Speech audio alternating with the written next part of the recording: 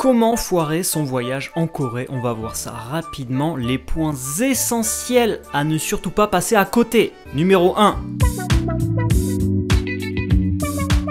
Le plus important, ne pas avoir de budget suffisant. Je vois trop souvent des messages qui passent sur des groupes Facebook ou alors même des gens qui m'envoient des messages en privé pour me dire voilà, c'est quoi le budget pour 2 semaines, c'est quoi le budget pour un mois, combien je dois prendre d'argent. Et bien souvent, je suis pas trop d'accord avec les réponses que je vois passer à ces questions qui sont des budgets à mon sens un peu trop légers, et je vais vous expliquer pourquoi. Partir en voyage dans un pays, c'est faire et vivre de nouvelles expériences. C'est tester plein de restaurants, la nourriture locale, et on va pas se contenter de manger des nouilles déshydratées tous les jours pour économiser de l'argent. Et des fois, pour tester un bon resto ou une spécialité, le budget, voilà, ça va être du 40-50 € pour le repas, et ça, il faut y penser. C'est aussi faire des activités, comme louer un vélo et se promener au bord de la rivière de Séoul, ça c'est très sympa, ou alors même se louer les costumes traditionnels coréens pour se faire un petit photo-shooting dans le palais royal, passer au moins une nuit dans un logement traditionnel coréen, dans un hanok pour l'expérience. Alors même si vous dormez normalement dans une guest house à 15 ou 20 € par nuit, le logement traditionnel ça sera un peu plus cher, mais voilà, c'est vraiment un truc sympa qui vous fera de très bons souvenirs. N'hésitez pas aussi à prendre des taxis en Corée qui sont pas excessivement chers, hein. Si vous en avez pour 1h30 de bus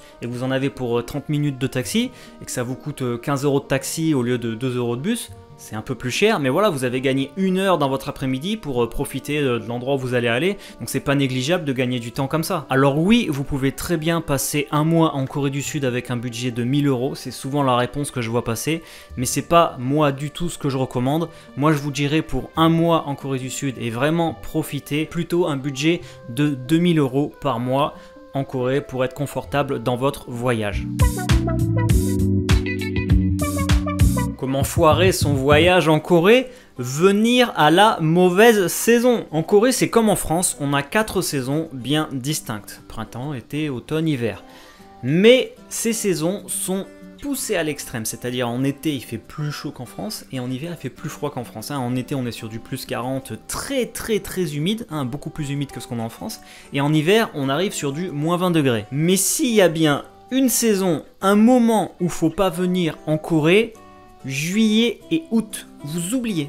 Ça sert à rien de venir en juillet et août. Si c'est le seul moment de votre vie où vous pouvez venir en Corée du Sud, voilà, pour les 10 prochaines années, vous pourrez vous libérer que en juillet ou en août. Bon venez en juillet ou en août, vous n'allez pas passer à côté de la Corée.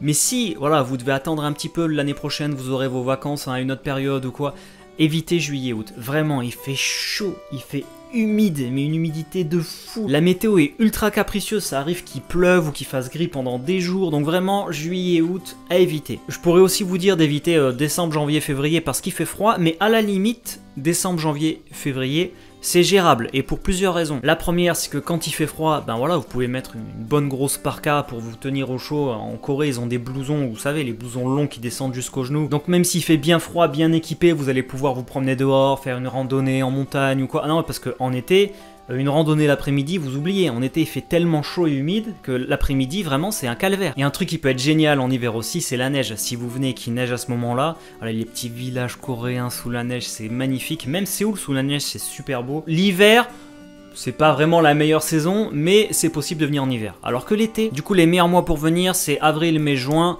et septembre, octobre, et novembre. Novembre, parce qu'on a les arbres qui changent de couleur, et ça, c'est super beau. Comment foirer son voyage en Corée et rester seulement à Séoul? À Séoul, même si vous y restez un mois, il y a suffisamment de choses à faire dans cette ville pour pas vous ennuyer et être occupé tous les jours. Vraiment, Séoul, c'est une ville fantastique. Les petits quartiers à explorer, toutes les randonnées à faire parce qu'il y a plein de petites montagnes dans Séoul, les cafés, les restaurants, les activités, la rivière, enfin voilà, vraiment, Séoul, vous vous ennuierez pas. Mais la Corée, c'est un petit pays et c'est très facile de s'y déplacer. Métro, taxi, bus express pour aller d'une ville à une autre, en 1h30 vous êtes dans une autre ville. Le KTX, c'est le TGV coréen, en 2h30 vous traversez tout le pays.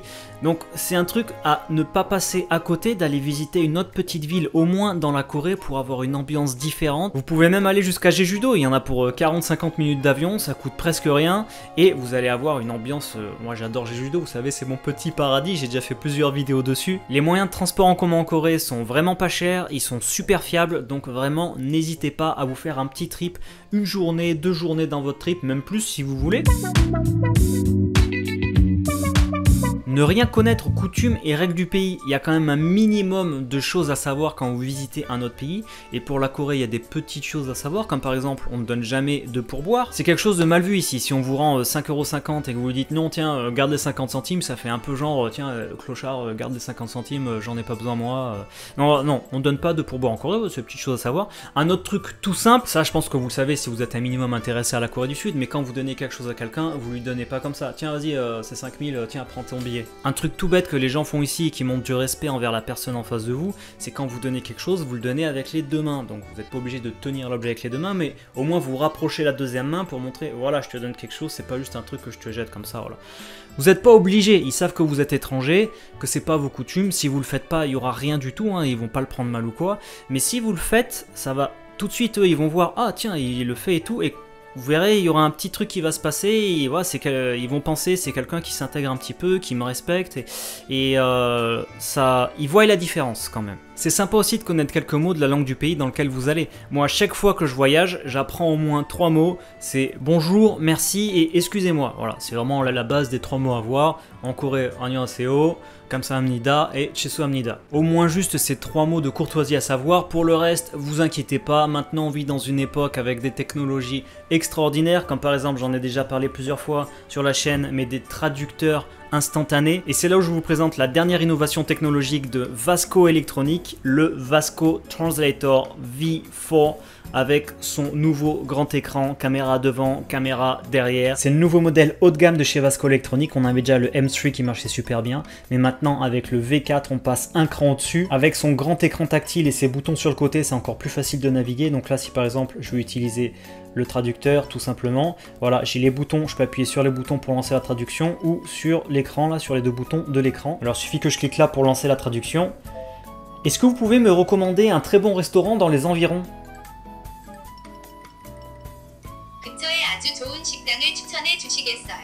Voilà, nickel, ça marche vraiment très bien du tac au tac. Les traductions sont vraiment top puisqu'en fait cet appareil, hein, comme pour le précédent, il a une carte SIM qui le connecte à tous les réseaux téléphoniques du monde. Donc c'est des traductions qui sont en permanence mises à jour sur internet directement et gratuitement. Pour naviguer dans les menus là, c'est ultra simple. Voilà, quand je suis là, si je veux changer la langue, bah, c'est pas du coréen. Voilà, il y a il fonctionne dans presque 200 pays avec une centaine de langues prises en compte. Et l'option photo, elle marche vraiment bien, même quand c'est du texte écrit à la main. Donc là par exemple je vais traduire ce pot de thé vert en poudre, tac, je prends la photo et la traduction est parfaite. Regardez, je peux zoomer sur l'image après pour voir.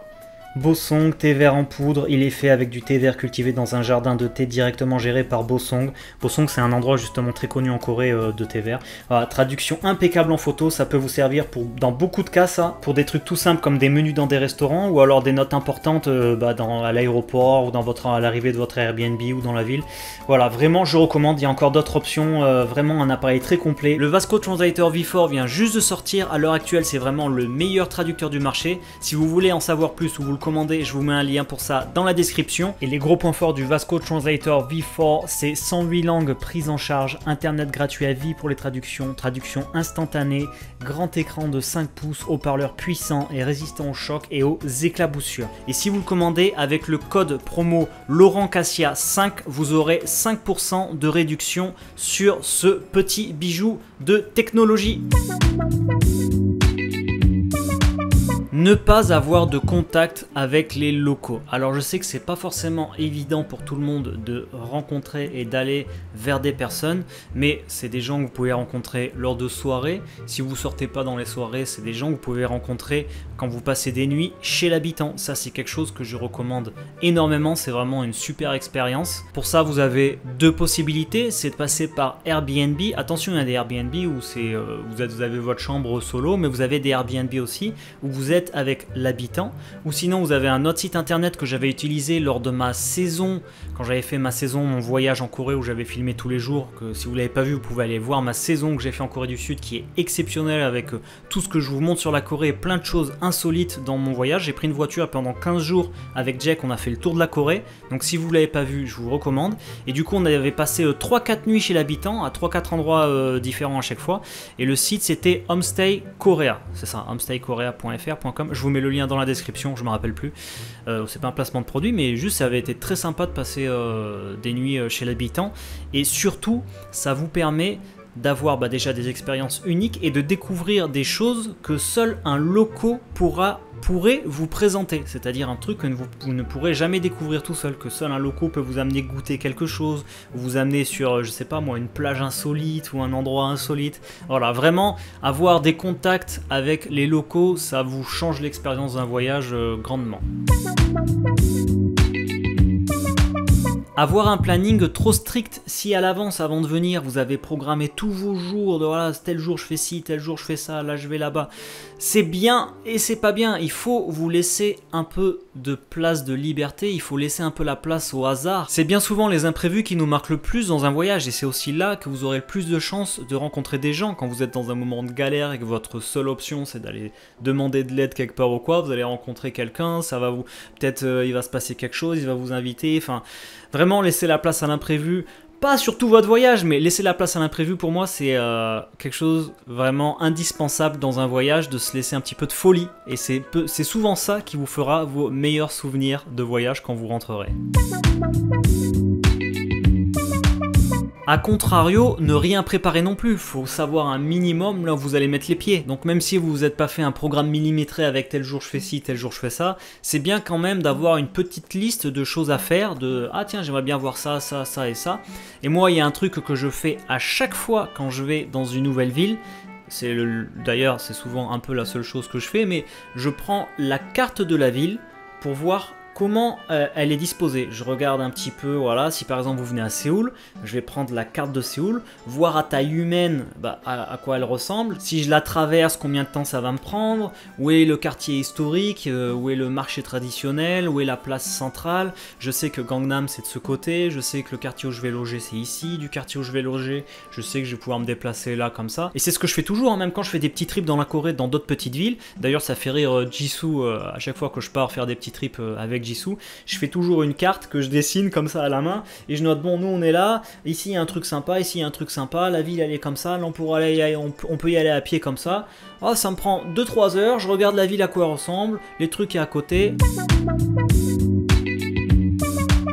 Avoir peur de tester des choses insolites, hein, vous cantonnez pas aux choses simples, aux visites simples, le palais, le machin.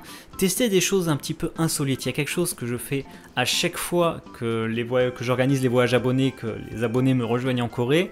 Je les amène dans des bains publics en Corée. Les bains publics qui s'appellent ici les Jimjimbang, c'est en fait des saunas dans lesquels vous avez des pièces chaudes, enfin des saunas. Vous avez aussi des bains chauds, c'est des endroits où les gens se lavent, c'est des endroits où on est tout nu. Donc la première fois, déjà y aller seul, c'est pas évident.